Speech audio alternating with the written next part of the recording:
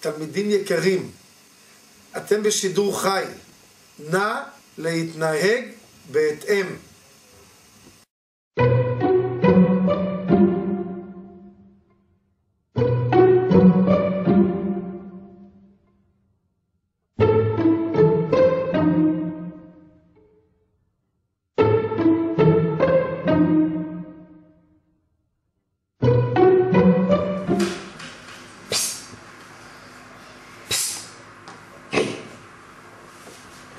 סטלה, זה אני אדם.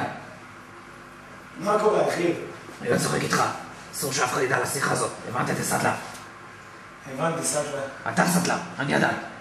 אין בעיה, אדון דג. שמעתי שבאנגלית יש לך בחינה, גם כן אנגלית. רוני, תגיד, דגון, מה אתה אומר על המורה שרון? סטלה, בא לך להשתעשע קצת? ברור, אחי. מחר, לפני שיעור אנגלית, תפוצץ להם את הסרחון. ככה בשביל הדחק. אין בעיה, אדון דג. יש לי דיבור עם האח הגדול. אם תעשה את זה, הוא ייתן לשמיניסטים להמשיך לעשות מה שבא להם. סגרנו. סטלה, אסור לאף אחד לדעת שזה היית אתה. אני, תחת שלי במים.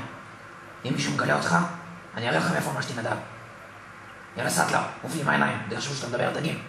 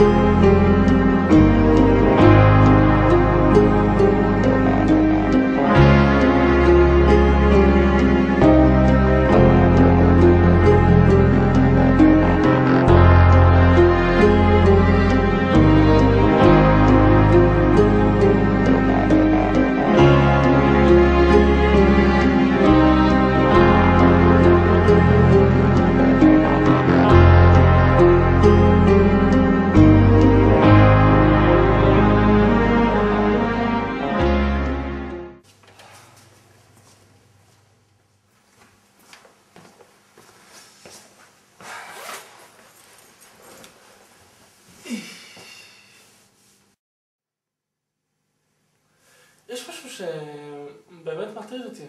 תמיד מזגנים בכיתות, אני לא מבין את זה. אני בא לכיתה ולא יודע. אז היה אותו הרצה להעמיד להדחה, הוא שולמן. תשמע, שולמן הוא אחד כזה שלא תורם פה בגרוש, אני לא רואה איפה התרומה שלו. אני אגיד לך, השיחות שלנו בכלל הן לא מובילות לכלום, אין תכלית. כל השיחות שלנו זה על איגוד הכדורסל, המאפן שלו. מצידי להעיף אותו. אין מה לעשות. תודה אחרי זה. זהו.